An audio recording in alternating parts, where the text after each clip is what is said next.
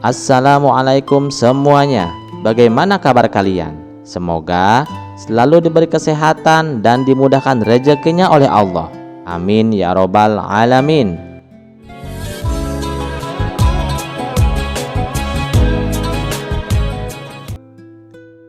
Pada suatu hari, raja mendengar kabar tentang seorang ulama di negeri seberang yang melakukan tapa rendang. Ulama itu duduk merendam dirinya di sungai selama berhari-hari demi mendapatkan pencerahan.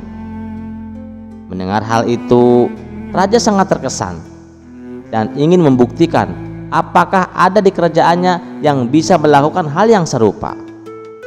Tentu saja, orang yang langsung terlintas di pikiran raja adalah Abu Nawas. Ia pun memanggil Abu Nawas ke istana. "Abu Nawas," kata raja dengan nada serius, "aku mendengar ulama di negeri seberang bertapa dengan cara merendam diri di sungai. Aku ingin kau melakukan hal yang sama. Buktikan bahwa kau juga bisa mencapai pencerahan seperti dia." Mendengar perintah raja, Abu Nawas berpikir keras. Perintah ini tidak biasa, bahkan bisa dibilang berat. Tapi seperti biasa, akalnya yang cerdik sudah mulai bekerja. Dengan wajah tenang, ia menjawab, "Baik tuanku, hamba akan melaksanakan perintah ini dengan sepenuh hati. Besok pagi, hamba akan bertapa di sungai." Keesokan paginya, Abu Nawas berangkat ke sungai dengan ditemani beberapa pengawal raja. Mereka bertugas memastikan Abu Nawas benar-benar menjalankan tapa rendang. Namun, Abu Nawas yang cerdik sudah punya rencana. Sesampainya di tepi sungai, Abu Nawas menyiapkan tikar, secangkir teh hangat, dan beberapa cemilan. Pengawal yang melihat itu langsung kebingungan. "Abu Nawas, apa yang kau lakukan? Bukankah kau harus masuk ke dalam air untuk bertapa?" tanya salah satu pengawal. Dengan senyum tenang, Abu Nawas menjawab, "Tenang saja, aku tahu apa yang kulakukan." Ia lalu menggulung celananya hingga lutut, berjalan ke tepi sungai, dan duduk santai di atas batu besar yang ada di sana. Kakinya hanya sedikit menyentuh air, sementara ia menyeruput teh hangat dan menikmati cemilannya. Melihat itu, para pengawal semakin bingung. "Abu Nawas, ini bukan tapa rendam. Kau harus masuk ke dalam air, bukan duduk santai seperti ini." Namun Abu Nawas tetap tenang. Dengan nada bijak, ia berkata, "Kalian tidak memahami esensinya. Yang penting adalah hatiku yang tenggelam dalam kedalaman makna sungai ini, bukan tubuhku. Jika hatiku sudah terhubung dengan air, itu berarti seluruh jiwa dan ragaku sudah berendam." Para pengawal terdiam. Mereka tidak tahu harus membantah bagaimana. Logika Abu Nawas memang sulit dipatahkan. Setelah beberapa jam, Abu Nawas kembali ke istana untuk melapor kepada raja. "Tuanku," kata Abu Nawas dengan wajah penuh kebijaksanaan, "hamba sudah melaksanakan tapa rendam seperti yang Tuan perintahkan." Raja penasaran. "Bagaimana perasaanmu setelah bertapa, Abu Nawas? Apakah kau mendapatkan pencerahan?" Dengan penuh percaya diri, Abu Nawas menjawab, "Tentu tuanku, hamba menyadari sesuatu yang luar biasa. Pencerahan sejati tidak memerlukan seluruh tubuh tenggelam di air. Cukup dengan merendam kaki, minum teh hangat, dan merenung, hati hamba sudah menyatu dengan alam." Awalnya raja hendak marah karena merasa Abu Nawas tidak sungguh-sungguh. Namun, mendengar jawaban itu, raja justru tertawa terbahak-bahak. "Abu Nawas, kau memang selalu punya cara unik untuk keluar dari situasi sulit. Baiklah, aku puas dengan tapa rendammu," ujar raja sambil tersenyum. Abu Nawas pun tersenyum lebar, bangga karena sekali lagi ia berhasil menjalankan perintah raja dengan kecerdikannya. Kisah tapa rendam yang unik ini membuat seluruh istana tertawa dan mengagumi kecerdikan Abu Nawas. Kisah selanjutnya. Di sebuah kota kecil, seorang pedagang kaya bernama Tuan Halid sedang dirundung malang. Barang dagangannya yang sangat berharga telah dirampok di tengah perjalanan. Harta yang hilang itu membuatnya putus asa, hingga akhirnya ia mendengar tentang Abu Nawas yang konon kini menjadi dukun sakti mandraguna. Dengan harapan besar, Tuan Halid menemui Abu Nawas di rumahnya. "Abu Nawas," kata Tuan Halid dengan nada memelas, "tolonglah aku. Kau terkenal cerdik dan penuh akal. Barang daganganku dirampok dan aku tidak tahu harus berbuat apa." Abu Nawas yang sedang duduk santai di bawah pohon tersenyum mendengar cerita itu. Di kepalanya, ide-ide nakal sudah mulai muncul. "Tuan Halid," kata Abu Nawas sambil mengusap janggutnya, "kau datang ke orang yang tepat. Kebetulan aku sedang melatih ilmu perdukunanku. Aku bisa menemukan barang-barangmu asalkan kau bersedia mengikuti syarat dan ritualku." Tuan Halid yang sudah putus asa langsung setuju. "Apapun akan kulakukan Abu Nawas, asalkan barang-barangku kembali." Abu Nawas pun memulai aksinya. Ia mengambil sebatang tongkat tua, sehelai kain kusut, dan kendi yang penuh air. Di depan rumahnya, ia menggambar lingkaran besar di tanah dengan tongkatnya. Lalu berdiri di tengah lingkaran sambil melantunkan mantra yang terdengar sangat aneh.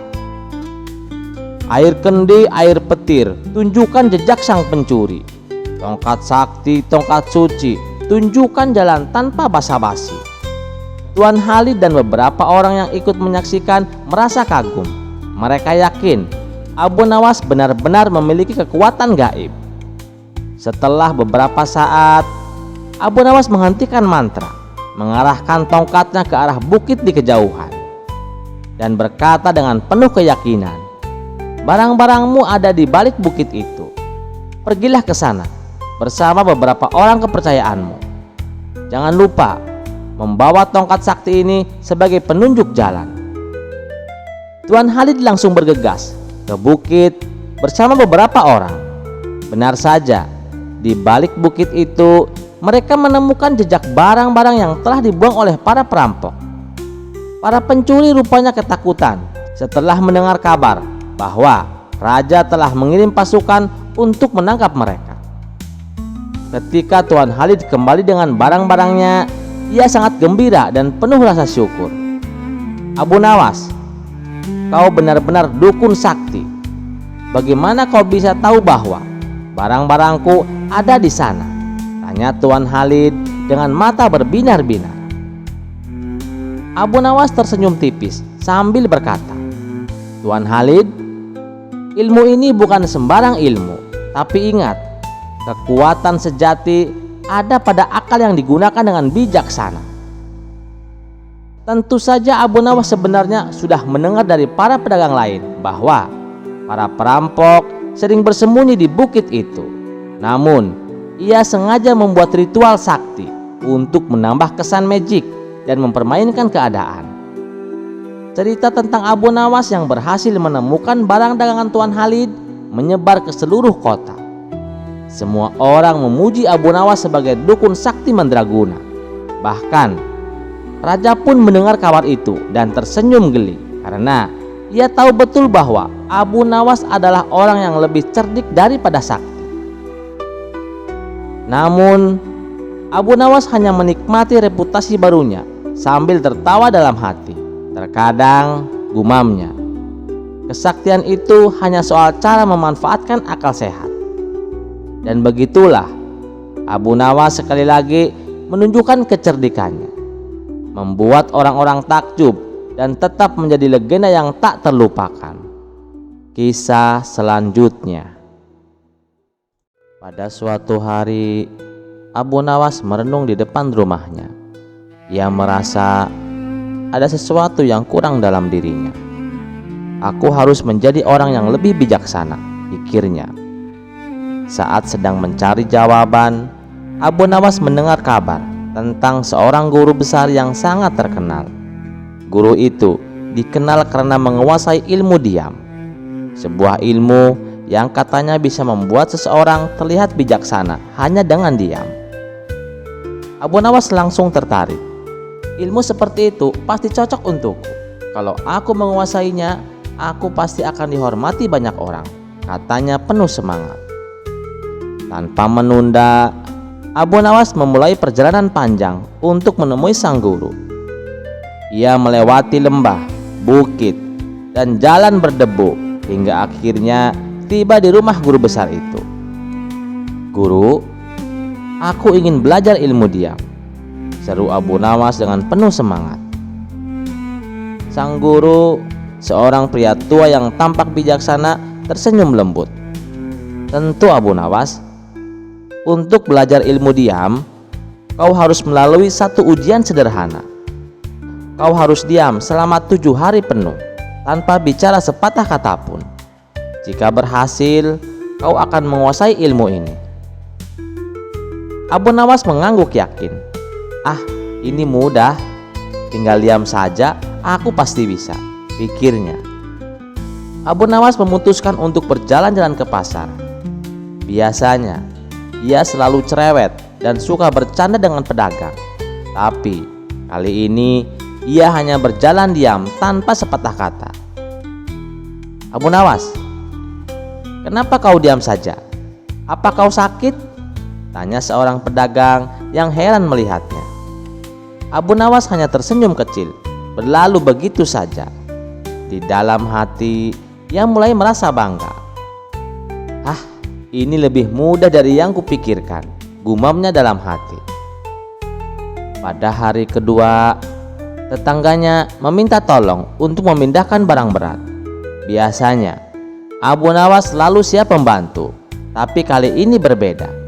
Ia hanya melambaikan tangan, tanda tidak bisa membantu, tanpa mengucapkan sepatah kata pun. Tetangganya merasa heran dan sedikit kecewa. Apa yang terjadi dengan Abu Nawas? Kenapa dia tiba-tiba jadi pendiam? Pada hari ketiga, Abu Nawas diundang makan malam di rumah temannya. Sang teman menyajikan hidangan yang luar biasa lezat. "Bagaimana rasanya Abu Nawas?" tanya temannya dengan penuh harap. Namun, Abu Nawas hanya tersenyum dan tetap diam. Temannya bingung. Apa masakanku tidak enak sampai dia tidak mau berkomentar, pikirnya. Pada hari keempat, seorang anak kecil mengetuk pintu rumah Abu Nawas. "Paman, di mana arah ke rumah sakit?" tanya anak itu. Karena harus menjaga diamnya, Abu Nawas hanya menunjukkan ke sebuah arah tanpa berkata apa-apa. Sayangnya, arah yang ditunjuknya salah. Anak kecil itu malah berakhir di kandang kambing. Hari-hari berikutnya semakin berat. Abu Nawas mulai merindukan tawa, bercanda, dan berbicara dengan orang-orang. Tapi ia tetap teguh menyelesaikan tantangan ini meski dalam hati mulai goyah. Diam itu melelahkan juga ya, pikirnya. Pada hari ketujuh, akhirnya Abu Nawas kembali ke rumah sang guru dengan penuh harapan. "Guru, aku telah diam selama 7 hari penuh. Apakah aku sudah menguasai ilmu diam?" tanya Abu Nawas. Sang guru tersenyum bijak. "Abu Nawas, kau telah melakukan ujian ini dengan baik.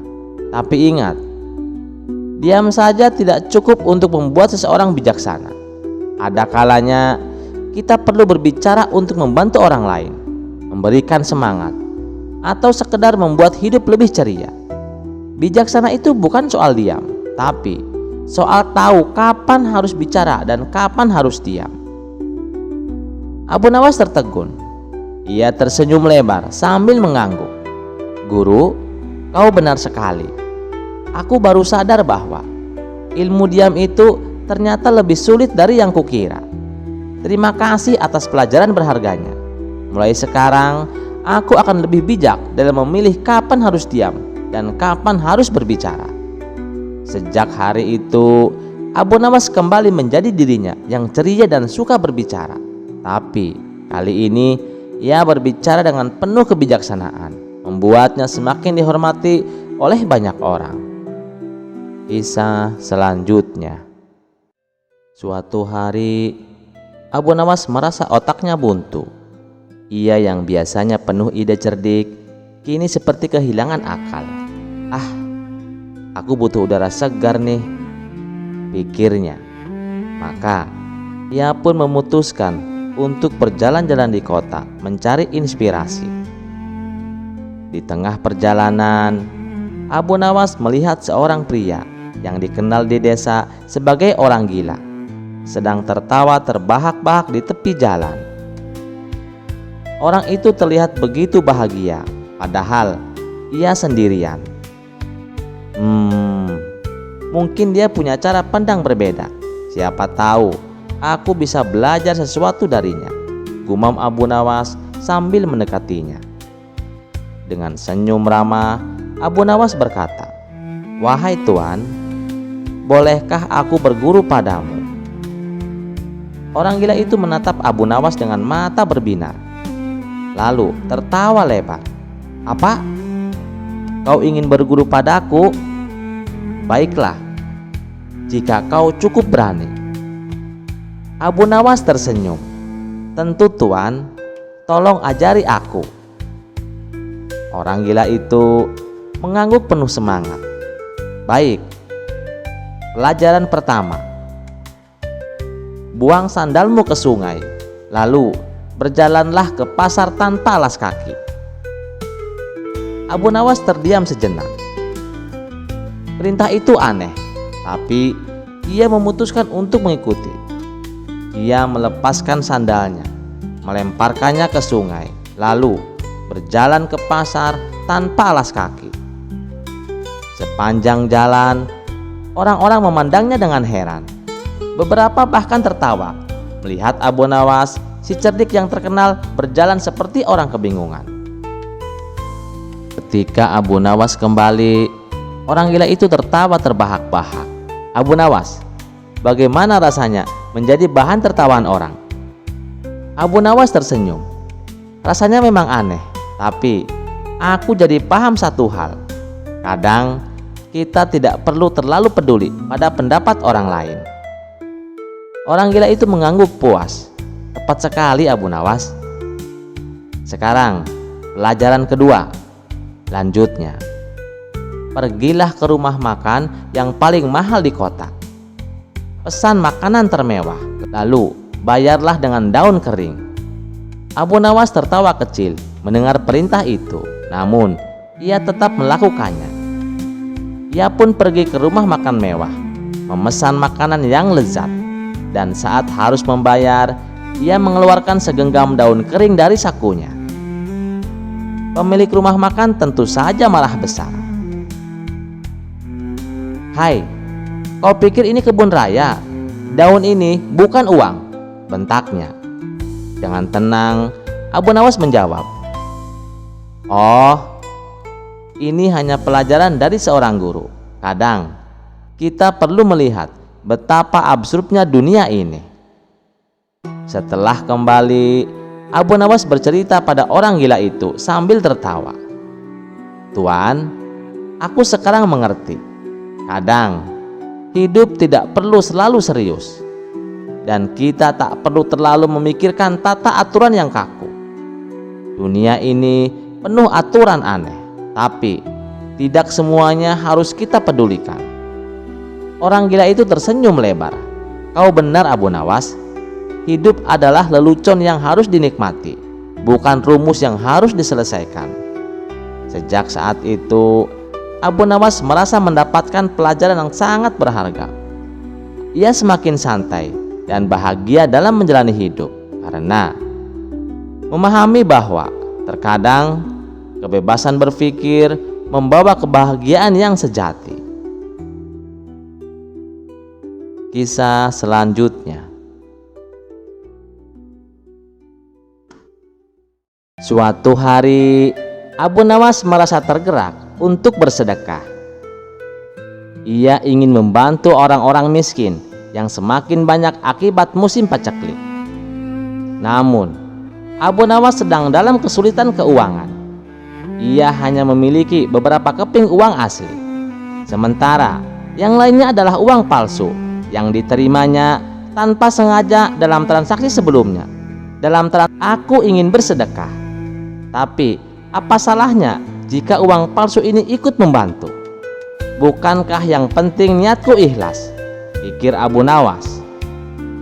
Dengan keyakinan itu, ia pergi ke masjid dan memasukkan sekantong uangnya ke dalam kotak amal. Ia berdoa dengan sungguh-sungguh, berharap sedekahnya bisa bermanfaat. Beberapa hari kemudian, seorang penjaga masjid menemukan uang yang tampak mencurigakan di dalam kotak amal. "Ini uang palsu," serunya. Kabar ini menyebar dengan cepat ke seluruh desa, bahkan sampai ke istana. Baginda raja yang selalu memperhatikan urusan rakyatnya memanggil Abu Nawas untuk dimintai penjelasan. "Abu Nawas, apa benar kau memasukkan uang palsu ke kotak amal masjid?" tanya Baginda dengan nada serius. Abu Nawas mengangguk tanpa ragu. "Benar Baginda, hamba memang memasukkan uang palsu di antara uang sedekah hamba." Baginda terkejut. "Kenapa kau melakukan itu? Bukankah itu perbuatan yang salah?" Abu Nawas tersenyum kecil lalu menjawab, "Baginda, izinkan hamba menjelaskan. Niat hamba hanya ingin bersedekah. Yang penting adalah keikhlasan, bukan? Lagi pula, uang itu tidak tahu apakah itu asli atau palsu. Apakah niat baik hamba harus dinilai dari keaslian uangnya?" Baginda mengeritkan dahi, merasa jawaban itu aneh. "Abu Nawas, niat ikhlas memang penting, tapi uang palsu tidak bisa digunakan untuk membeli apapun. Itu hanya akan menyulitkan orang lain." Abu Nawas tetap tenang. "Baginda, hamba hanya mengikuti nasihat lama. Jika bersedekah, jangan sampai tangan kiri tahu apa yang dilakukan tangan kanan. Dalam hal ini, bahkan hamba sendiri tidak tahu ada uang palsu di sana." Para hadirin yang menyaksikan perdebatan mulai tertawa kecil, kagum dengan kecerdikan Abu Nawas. Baginda raja meski awalnya serius, akhirnya tertawa juga. "Abu Nawas, kau memang selalu punya cara untuk membela diri, tapi kali ini kau salah. Bersedekah harus dengan sesuatu yang bisa benar-benar bermanfaat. Lain kali, pastikan hanya uang asli yang kau sedekahkan." Abu Nawas mengangguk sambil tersenyum. "Hamba mengerti Baginda. Hamba akan pastikan tangan kanan dan kiri hamba sepakat lain waktu." Saat Abu Nawas meninggalkan istana, ia merenung. "Setidaknya aku telah belajar bahwa niat baik harus disertai tindakan yang benar. Tapi aku juga berhasil membuat semua orang tertawa hari ini. Itu juga sedekah, bukan?" Kisah itu menjadikan pelajaran bagi semua orang. Keikhlasan memang penting, tapi keikhlasan tanpa tindakan yang benar bisa menimbulkan masalah. Sejak saat itu, Abu Nawas memastikan hanya uang asli yang ada di kantongnya setiap kali ia bersedekah.